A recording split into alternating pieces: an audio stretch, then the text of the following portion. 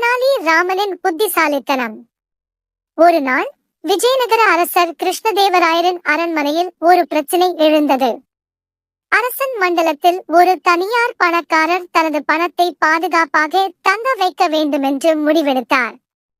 அவன் அரசரை அணுகி, என் பொக்கிஷங்களை பாதுகாக்க நீங்கள் ஒரு நம்பகமான காப்பாளரை ஏற்பாடு செய்ய வேண்டும் என்றார். அரசன் உடனே தன் அமைச்சர்களை அழைத்து, இந்த பொக்கிஷத்தை யாருக்கு ஒப்படைக்கலாம் என கேட்டார். எல்லாரும் ஒரு பிரச்சனையை முன்வைத்து ஒருவரையும் பரிந்துரை செய்யவில்லை. அப்போது தெனாலி ராமன் எழுந்து, அரசே, இந்த பொக்கிஷத்தை நான் பாதுகாக்க முடியும், ஆனால் என் சொந்த முறையை பயன்படுத்த வேண்டும் என்றார். அரசன் அனுமதி கொடுத்தார்.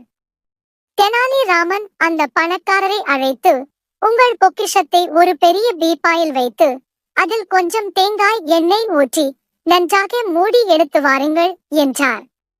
அந்த பணக்காரர் பீப்பாயில் பணத்தை வைத்து தெனாலி சொன்னபடி எண்ணெய் ஊற்றி கொண்டு வந்தார்.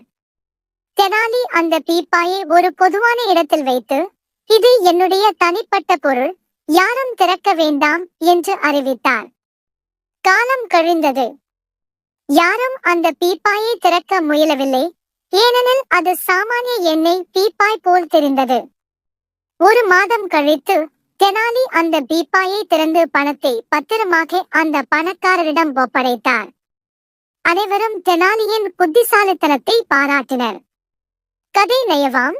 சில நேரங்களில் எளிய யோசனைகளும் மிக பெரிய பிரச்சனைகளுக்கு தீர்வாக அமையும்.